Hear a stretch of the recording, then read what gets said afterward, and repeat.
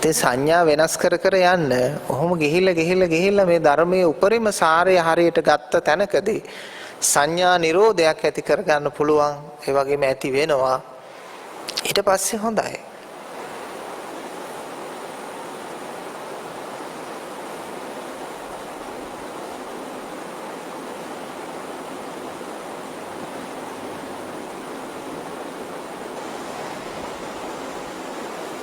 සංකල්ප වලින් දෘෂ්ටි වලින් වචන වලින් පාලනය වුණු ස්වභාවය නතර වෙනවා.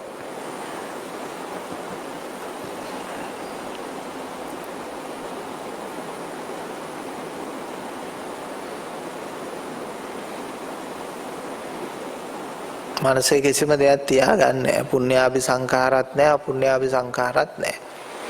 පව් කරන්නෙත් නැහැ, පින් කරන්නෙත් නැහැ. ඒ වුණාට විය යුත්ත කළ යුත්ත සිතට දැනුනොත් පහළ වුණොත් කරනවා මිසක් එච්චරයි.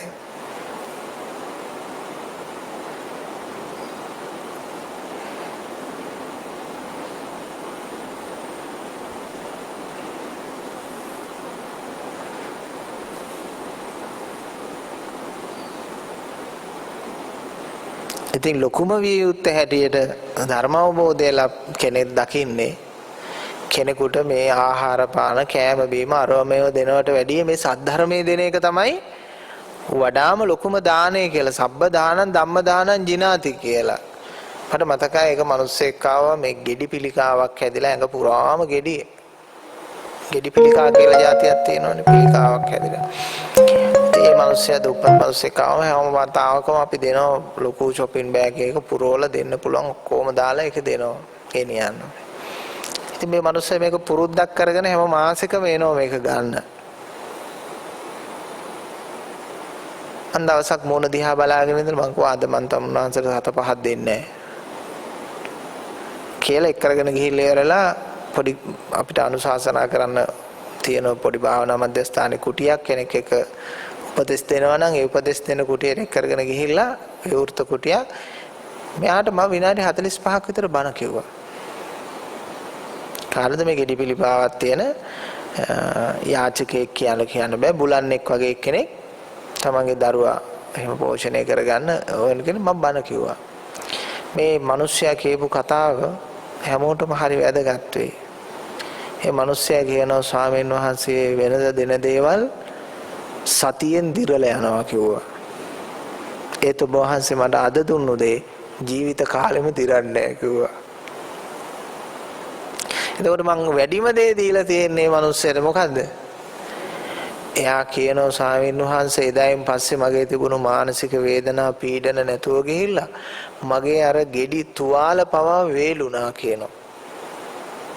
මිනිස්සයා ඊට පස්සේ ඇවිල්ලා කියනවා ගෙඩි තුවාල පවා වේලුණා ස්වාමීන් වහන්සේ මට ඒ ඇතිවෙච්ච මානසික නිවීම නිසා.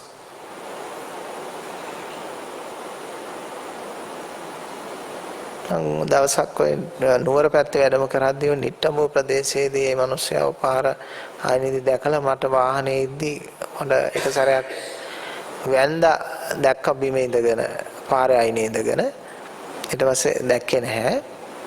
ඉතින් ඒ වගේ සුවයක් මේ මිනිස්සු මේ ධර්මයේ තුල ලබනවා. එහෙමනම් වඩා වැදගත් දේ ධර්ම දානයයි. ඕනම කෙනෙකුට ඕනම යාචකයෙකුට ඕනම දෙයක් කෙනෙකුට ප්‍රමුඛ දෙය. අනිතේව ප්‍රමුඛ නැහැ කියලා කියන්නේ බුදුහාමුදුරුවෝ ආහාර ගත්තේ නැති කෙනෙක් ආවොත් එහෙම ආහාර අරගෙනද කියලා අහලා තමයි ආනේ දෙන්නේ. ඒක වෙනම දෙයක්. ඒකේ අවශ්‍යතාවයන් වලට අනුව.